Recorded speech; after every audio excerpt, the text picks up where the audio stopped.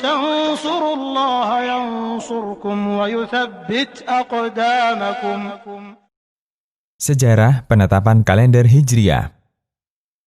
Masyarakat Arab sejak masa silam, sebelum kedatangan Islam, telah menggunakan kalender Komariah, yaitu kalender berdasarkan peredaran bulan. Mereka sepakat tanggal 1 ditandai dengan kehadiran hilal. Mereka juga menetapkan nama bulan sebagaimana yang kita kenal.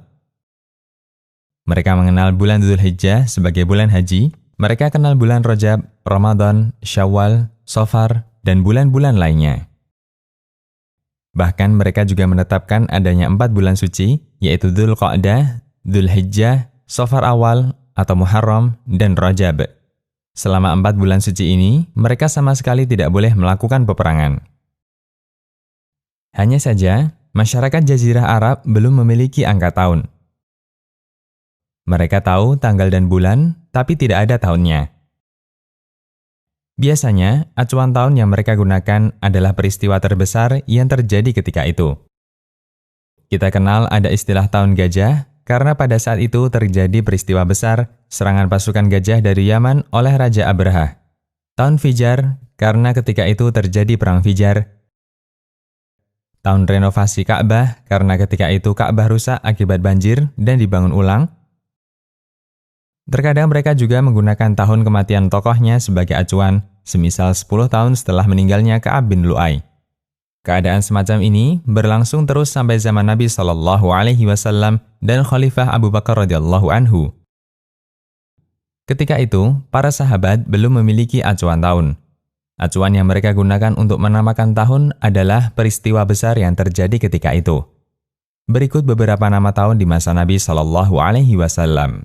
1. Tahun Idzin atau Sanatul Idzni, karena ketika itu kaum muslimin diizinkan oleh Allah untuk berhijrah ke Madinah. 2. Tahun Perintah atau Sanatul Amri, karena mereka mendapat perintah untuk memerangi orang musyrik. 3. Tahun Tamhis, artinya ampunan dosa. Di tahun ini, Allah menurunkan firman-Nya ayat 141 surat Ali Imran yang menjelaskan bahwa Allah mengampuni kesalahan para sahabat ketika perang Uhud. 4. Tahun Zilzal atau ujian berat.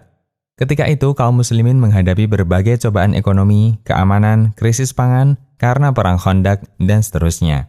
Arsyiv Multaqa Ahlul Hadis. Sampai akhirnya di zaman Umar bin Khattab radhiyallahu anhu menjadi khalifah. Di tahun ketiga beliau menjabat sebagai khalifah, beliau mendapat sepucuk surat dari Abu Musa al-Asy'ari radhiyallahu anhu yang saat itu menjabat sebagai gubernur untuk daerah Basrah. Dalam surat itu, Abu Musa mengatakan, "Telah datang kepada kami beberapa surat dari Amirul Mukminin. Sementara kami tidak tahu kapan kami harus menindaklanjutinya. Kami telah mempelajari satu surat yang ditulis pada bulan Sya'ban. Kami tidak tahu surat itu Sya'ban tahun ini ataukah tahun kemarin."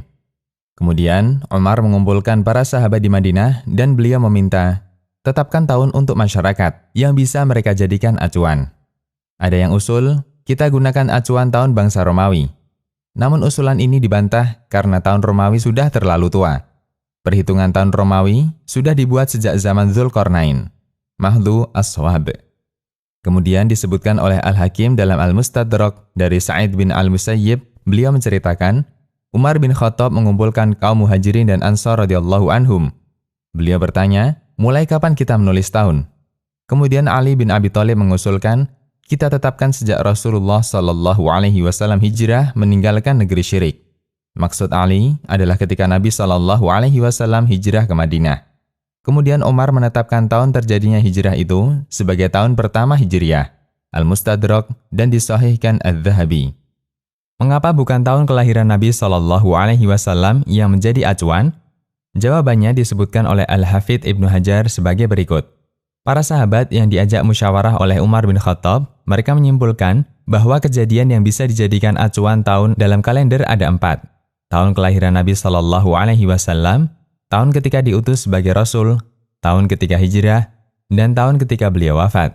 Namun ternyata pada tahun kelahiran Nabi SAW dan tahun ketika beliau diutus tidak lepas dari perdebatan dalam penentuan tahun peristiwa itu. Mereka juga menolak jika tahun kematian sebagai acuannya, karena ini akan menimbulkan kesedihan bagi kaum muslimin. Sehingga yang tersisa adalah tahun hijrah beliau. Fathul Bari. Abu Zinad mengatakan, Umar bermusyawarah dalam menentukan tahun untuk kalender Islam.